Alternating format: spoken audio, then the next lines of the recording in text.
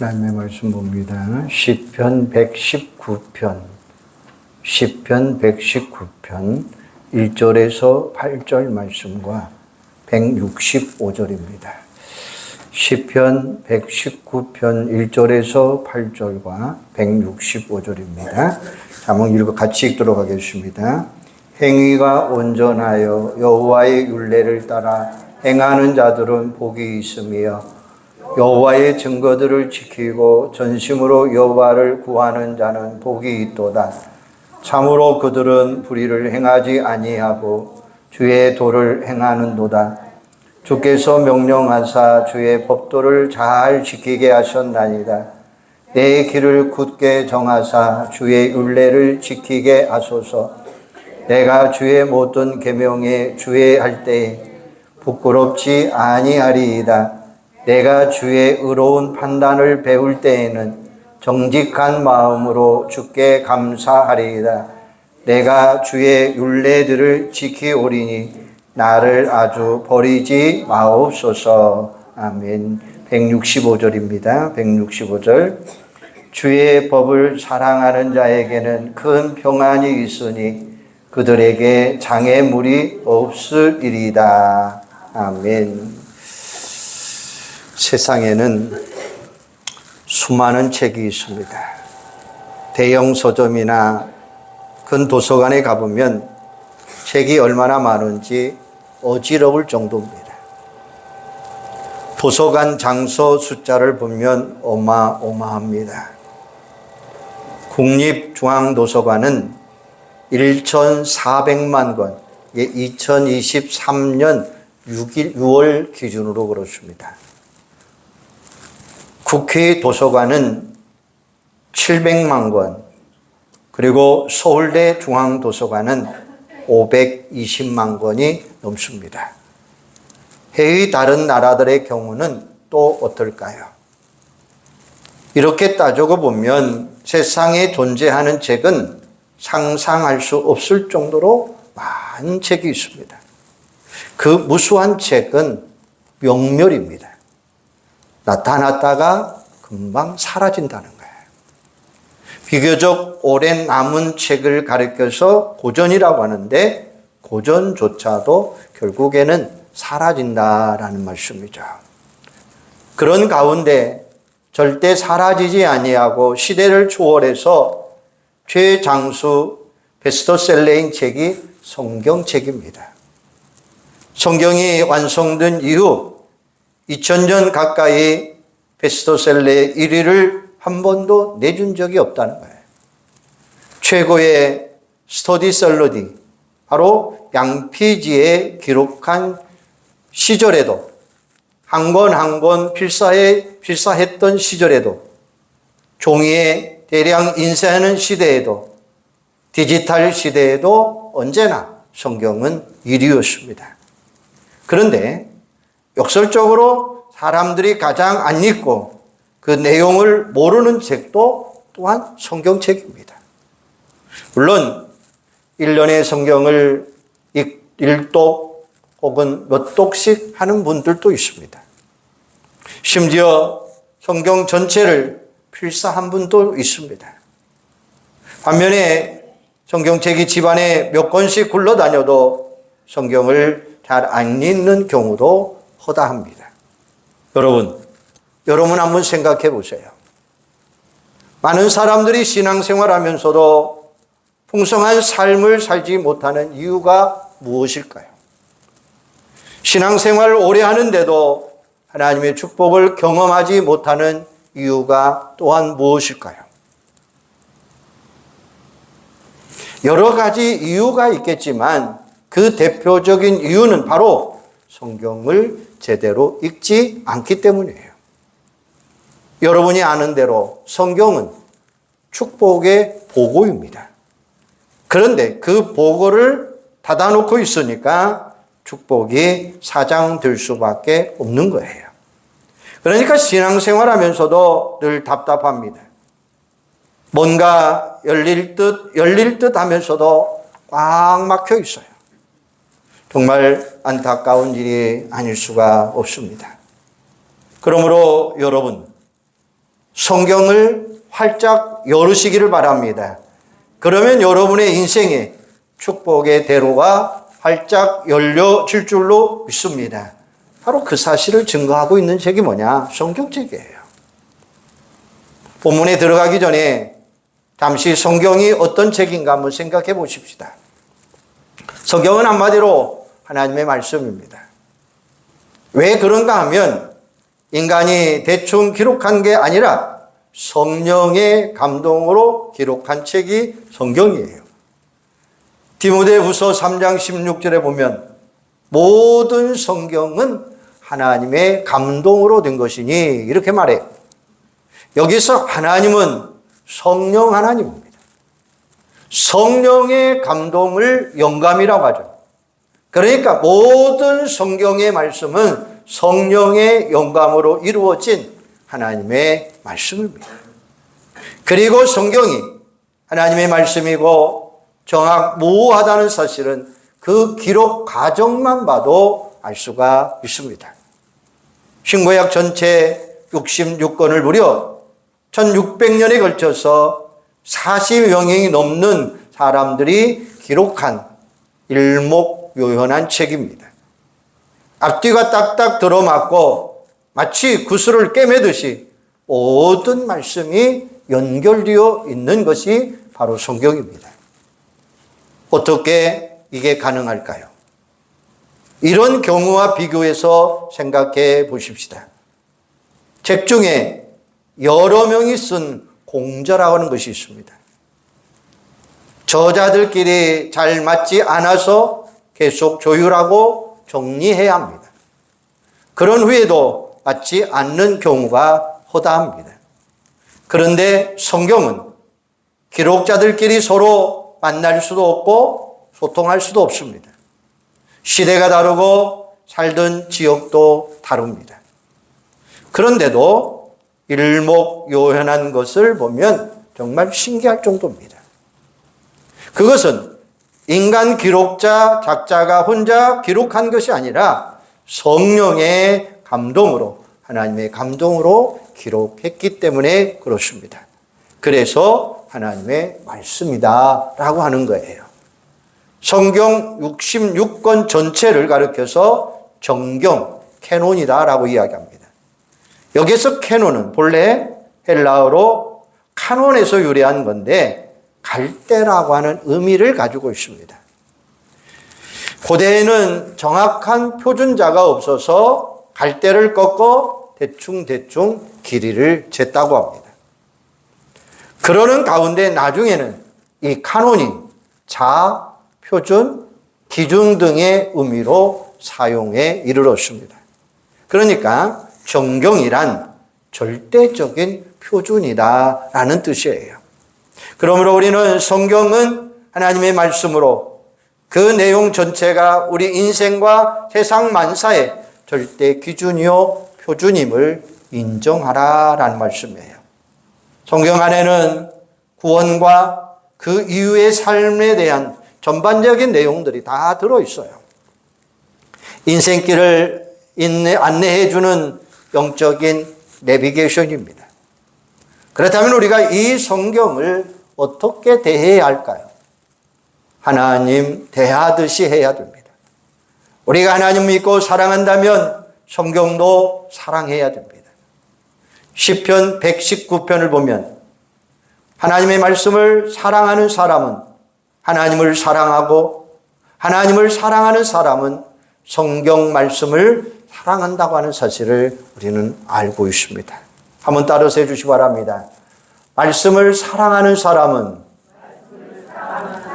하나님 사랑하고 하나님 사랑하는 사람은 말씀을 사랑한다. 믿습니까? 하나님 사랑과 말씀 사랑은 일맥상통한다는 거예요. 그러면 말씀 사랑은 구체적으로 어떤 것입니까? 우리가 하나님을 사랑한다면 당연히 그분의 말씀도 사랑입니다. 시편을 보면 말씀을 가리키는 다양한 용어들이 나와요. 율법, 증거, 도, 법도, 계명, 판단, 율례, 증거, 바로 조금씩 뉘앙스가 다르지만 말씀으로 통칭하는 모습도 우리는 알 수가 있습니다. 자, 그러면 시편 기자는 하나님의 말씀을 사모하는 사람이에요. 말씀을 즐거워하고 배우고 주의 깊게 살폈어요. 말씀은 하나님의 천서입니다. 연애 편지와 같은 겁니다. 그러면 어떻게 합니까? 사모합니다. 읽습니다. 또 읽어요. 보고 또 보고 자세히 살펴요. 그래서 시편 119편 중에 몇 구절을 보면 14절에 보면 내가 모든 재물을 즐거워함 같이 주의 증거들의 도를 즐거워하나이다. 돈을 즐거워하는 것만큼 말씀을 즐거워합니다. 103편에 보면 주의 말씀에 마치 내게 어찌 그리 단지요 내 입에 꿀보다 더 다나이다. 말씀을 읽고 공부하는 게 얼마나 흥미롭고 좋은지 마치 꿀맛 같습니다 라는 말이에요. 127편에 보면 그러므로 내가 주의 계명들을 금 곧 순금보다 더 사랑하나이다 라고 이야기하고 있어요. 순금이 얼마나 가치 있고 좋은 겁니까? 그런데 말씀은 더 좋다는 거예요. 그 정도로 사모하는 거예요. 여러분에게도 이런 체험이 있기를 소망합니다. 하나님의 말씀을 살아가는 것은 여러 가지 모습으로 나타나요. 말씀을 성취하는 방법도 여러 가지가 나타나요. 성경에 보면 우리 많은 사람들이 말씀의 손이다라고 해가지고 5가지를 의미하는 의미의 역할들이 있습니다. 이 손은 묵상의 손, 그 다음에 이 손가락은 암송, 그 다음에 이 3번째 손가락은 공부, 4번째 손가락은 읽는 것, 5번째 손가락은 듣는 것. 바로 이런 비유를 통해서 말씀의 손이다라고 가르쳐 놓고 있어요. 5가지 손가락 중에 듣기, 읽기, 공부하기, 암송. 말씀을 사모하면 열심히 듣습니다. 그리고 열심히 사모합니다. 그 열심을 다하지만 열심을 통해서 또 자세하게 공부하게 됩니다. 그리고 중요한 성경 구절은 아예 암송해 버립니다. 이런 과정에 성령 하나님이 역사하고 있다는 거예요. 우리 마음에 빛을 비추어 주듯이 말씀을 듣고 읽고 공부하고 암송할 때에 깨닫게 한다라는 말씀이에요. 이를 가르쳐서 성령의 조명이다라고 이야기해 줘요. 성령의 조명이 이루어지면 묵상으로 넘어가게 됩니다. 말씀의 손에 묵상입니다. 바로 말씀을 들을 때에, 읽을 때에, 공부할 때에, 암송할 때에 기계적으로 지식적으로 하는데 그치면 안 되죠. 마음속 깊이 생각하며 나 자신의 삶에 적용해 나가는 거예요. 우리가 무언가를 골똘히 생각하다 보면 작은 소리로 음조릴 때가 많습니다. 그래서 묵상한다는 말을 시편 9절 9절에 보면 음조린다라고 번역해 놓았다는 거예요. 시편 119편 15절에 보면 내가 주의 법도들을 작은 소리로 음조리며 주의 길들에 주의하며 97절에 보면 내가 주의 법을 어찌 그리 사랑하는지요 내가 그것을 종일 작은 소리로 음조리나이다 라고 말씀해요. 묵상 혹은 음조린다라고 이해하면 쉽습니다. 마치 소의 되새김질과 비슷한 거예요. 소는 풀을 잔뜩 뜯어 먹은 후에 4개의 위를 거치며 되새김질합니다. 그러면 소화가 잘 되고 충분한 영양분을 공급해 주어요. 소가 양분을 섭취하면 움직이는 것처럼 말씀을 묵상한 후에 깨닫고 하나님의 뜻을 발견하고 나면 순종의 삶으로 옮겨진다라는 말씀이에요. 오늘 본문 1절에서 8절 말씀에서 계속 강조하는 게 있어요. 말씀대로 행하고 말씀대로 지키라라는 거예요. 시편 기자는 말씀대로 지키고 순종할 테이니 버리지 말고 축복해달라고 기도하고 있어요. 8절에 보면 내가 주의 율례들을 지키오리니 나를 아주 버리지 마소서라고 결단의 선언을 하고 있어요. 34편에 보면 나로 하여금 깨닫게 하여 주소서 내가 주의 법을 준행하며 전심으로 지키리다 라고 말씀하고 있어요. 이와 같이 말씀대로 지키고 말씀대로 순종하는 사람에게 하나님은 축복하시겠다라고 하는 말씀이에요. 1절, 2절에 보면 행위가 온전하여 여호와의 율례를 따라 행하는 자는 복이 있으며 여호와의 증거들을 지키고 전심으로 여호와를 구하는 자는 복이 있도다 이런 말씀이 있습니다. 이 원리를 시편 1편에서 이렇게 표현해 놓고 있어요.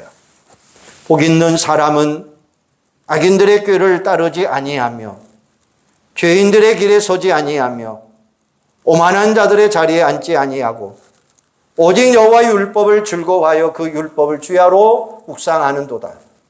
그는 시냇가에 심은 나무가 저를 따라 열매를 맺으며 그 잎사귀가 마르지 아니함 같으니 그가 하는 모든 일이 다 형통하리로다. 할렐루야. 말씀을 사모하고 묵상하는 사람, 더 나아가서 순종하는 사람은 마치 시냇가에 심은 나무와 같다는 거예요. 계속 수분과 양분을 받아들임으로 잎사귀가 마르지 아니하고 풍성한 열매를 맺는 것처럼 축복이 넘친다는 거예요. 시냇가에 심겨져 있으므로 가뭄의 때에도 걱정이 없습니다. 깊이 뿌리를 내리고 있기에 여전히 수분과 양분을 빨아들일 수 있기 때문입니다. 말씀을 사랑하는 사람이 마치 그와 같아서 언제나 형통한 삶으로 이끌어 주신다라는 말씀이에요. 우리는 여기서 중요한 사실을 간과합니다. 말씀을 정말로 사랑하는 사람은 사모하고 묵상할 뿐만 아니라 반드시 순종한다라는 말씀이에요.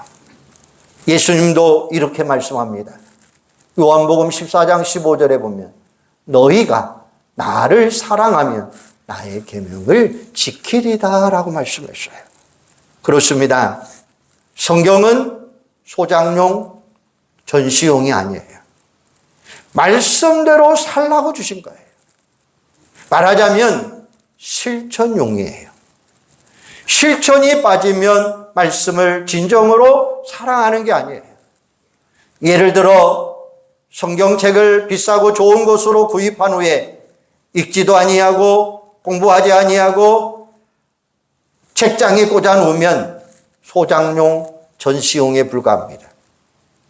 아무 소용이 없는 거예요.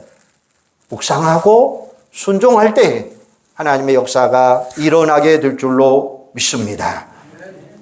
러시아의 모스크바의 에르미타주 박물관에는 황제들이 소장했던 성경책이 전시되어 있다고 합니다.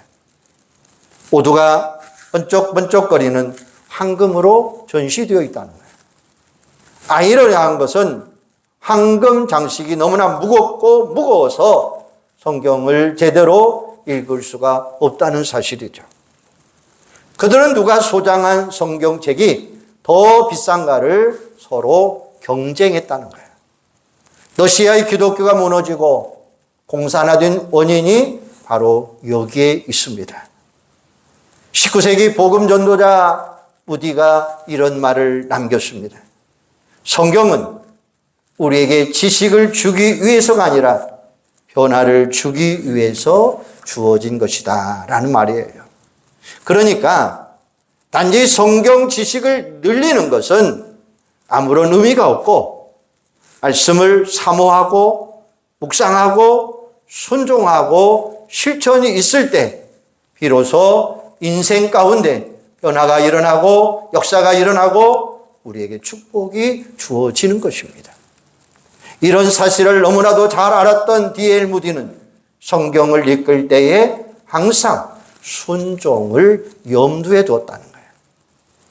시카고 무디 신학교 캠퍼스 내에 무디 기념관이 있는데 그 빛이 든 재료 중에 가장 인상적인 것은 그가 사용했던 성경책입니다.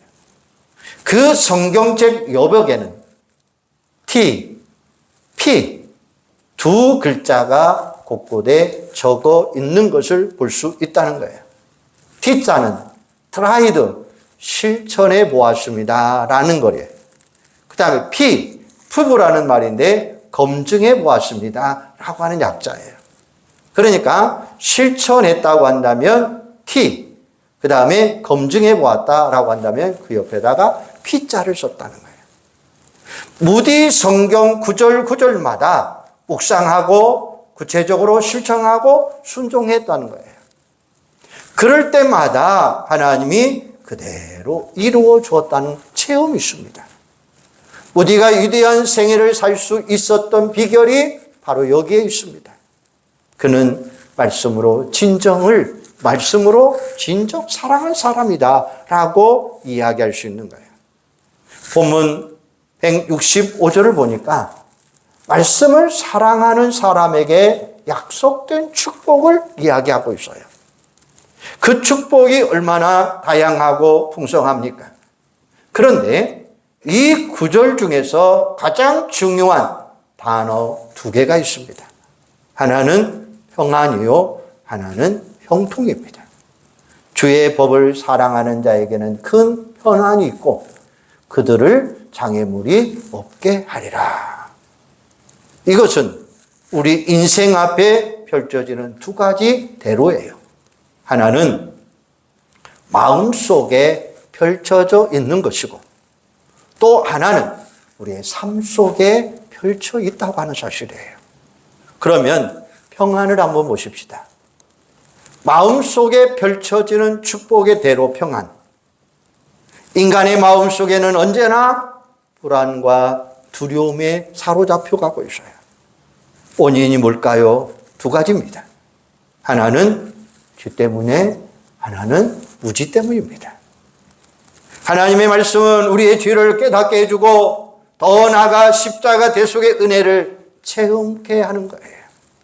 그러므로 우리는 말씀을 통해서 죄에서 구원되고 참 자유를 누리고 또한 구원받은 이후 말씀대로 순종하며 살아가니까 담대하게 살아갈 수 있다는 말씀이에요. 그래서 잠언 28장 1절에 보면 의인은 쫓아오는 자가 없어도 도망하나, 다시 한번 악인은 쫓아오는 자가 없어도 도망하나 의인은 사자같이 담대하리라. 이렇게 말씀하고 있어요. 하나님 말씀 안에 살아가는 사람은 이처럼 마음에 평안이 있다고 하는 거예요. 인간은 자신의 인생이라고 큰 소리치지만 우리는 미래에 대해서는 무지할 수밖에 없어요. 그래서 불안합니다. 1년 후, 10년 후 노후에는 어떻게 될까? 죽음 이후에는 어떻게 될까? 우리는 몰라서 근심하게 됩니다. 그러나 하나님 말씀 안에 살아가는 사람은 미래에 대해서 알 수 있어요. 물론 세부적인 것까지는 모르죠. 하나님이 우리를 동행해 주시고 인도해 주시고 하나님이 우리에게 모든 것을 알려주신다는 거예요. 하나님의 은혜로 승리를 확신케 하시는 거예요. 그리고 죽음 이후 영원한 천국으로 인도된다는 사실을 우리는 알으니까 두려울 이유가 없는 거죠.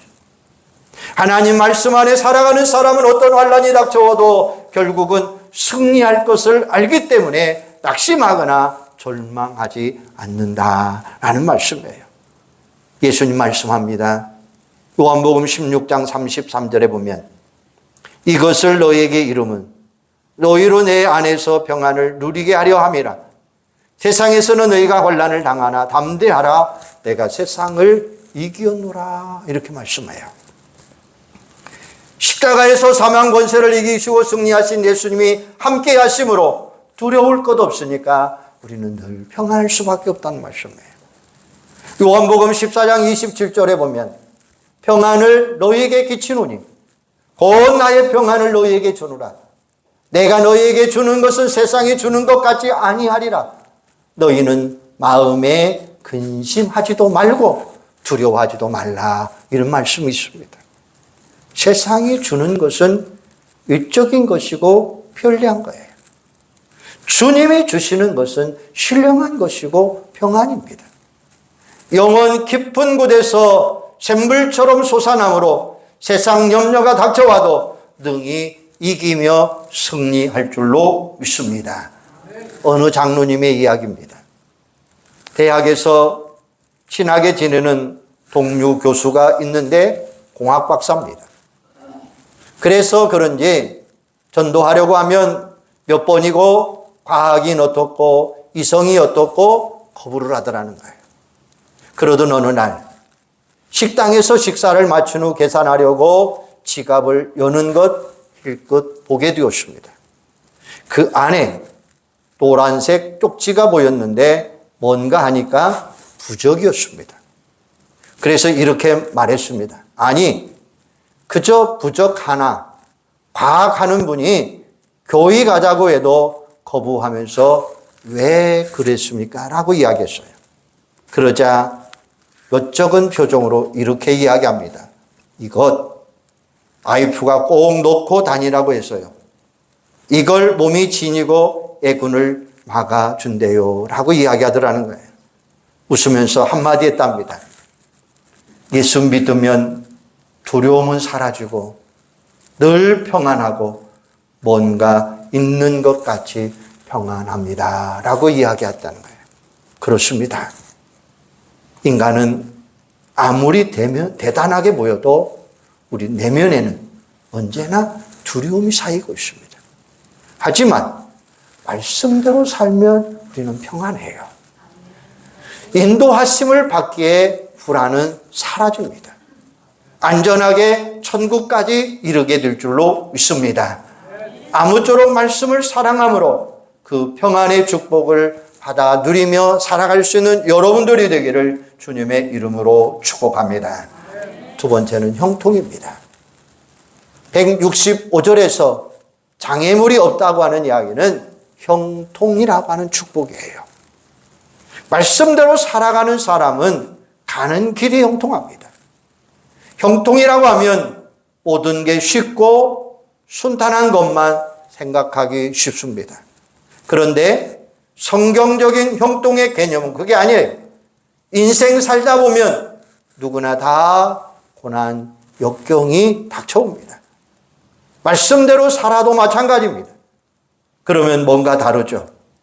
똑같은 고난이 닥쳐와도 말씀대로 살아가는 사람들에게는 오히려 더 좋은 결과를 가져온다는 사실입니다. 비유는 이런 것입니다. 길을 가다가 돌부리가 나타나고 넘어졌습니다. 그리고 일어났습니다.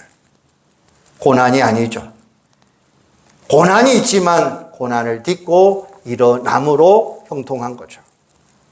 장애물이 없다는 것은 걸려 넘어지지 않는다라는 뜻이에요. 요셉 보세요. 부잣집 아들이 어느 날 형들에게 미움을 받아 노예로 팔려갑니다. 애굽에 끌려간 그는 보디발 집에서 종살이를 합니다. 그런데 성경은 뭐라고 이야기합니까? 창세기 39장 2절에 보면 여호와께서 요셉과 함께 하심으로 그가 형통한 자가 되어 그 주인 애굽 사람의 집에 있으니 이렇게 말을 해요. 심지어 보디발의 아내가 유혹할 때에 뿌리친 뒤 애모하게 감옥에 갇힙니다. 그러면서 39장 23절에 보면 간수장은 그의 손에 맡긴 것을 무엇이든지 살펴보지 아니하였으니 이는 여호와께서 요셉과 함께 하심이라. 여호와께서 그를 범사에 형통케 하셨더라. 할렐루야. 이처럼 요셉은 숱한 고난을 당했어요. 어려움도 당했어요.